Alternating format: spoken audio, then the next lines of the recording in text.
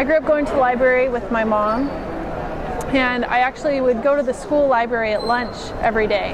And I'm a writer because of a librarian. I had an essay that the librarian encouraged me to turn in about what my favorite genre of books were.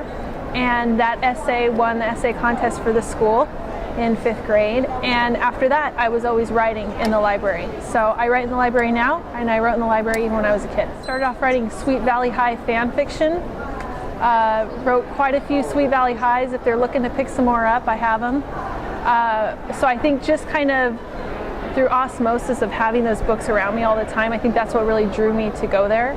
I checked out books, but I wasn't so great at returning them, so I actually had a rule that I would have to go to the library to read them because sometimes I would lose them. My 5th grade teacher is now a librarian, and so she was my favorite teacher growing up, and we've since reconnected, and now I go to her school every year and speak, and she was a librarian trapped in a teacher's body, I think, for a long time. She was the one who really introduced me to Bridge to Terabithia and Lewis Lowry and all these different authors that turned me into a really hardcore reader too. I use it for research.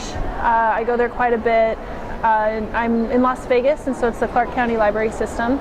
They have a really great system because it's all linked up, so if I need to get a book from another library, they do transfers easily. I also go there with my children, and we'll go during story time, and I'll write while my children are in story time. I think it's disgusting. I think it's saddening. I think it's maddening.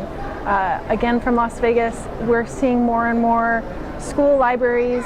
They are cutting their media specialists, thinking that you don't need a degree in order to do this job, and they're finding more and more that that's not the case, that there's all these librarians that have such a love for books, and their students are excelling because of those librarians. And so it's one of the most upsetting things to me in education happening right now.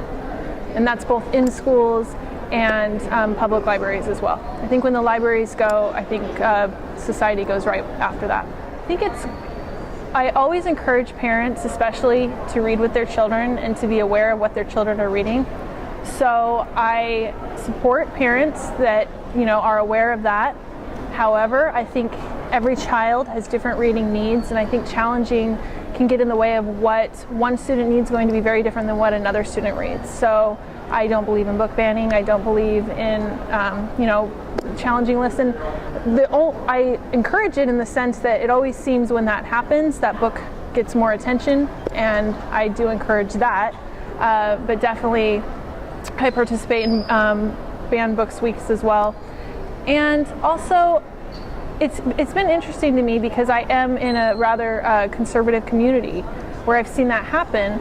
And what I always think is funny about it is the parent will say, oh, we can't read this book because it has this word in it. So what you're protecting your child from, they already are aware that it's there. So I don't really see the purpose of it in that sense. I have my final book in the Princess for Hire series. It's called A Farewell to Charms. It's a book for tween girls, and it's kind of the book where everything happens for the main character, Desi, who gets a job substituting for princesses. I also have another teen book coming out in March, and that's called Going Vintage, and it's about a girl who decides to let go of all modern day technology and live like it's 1962.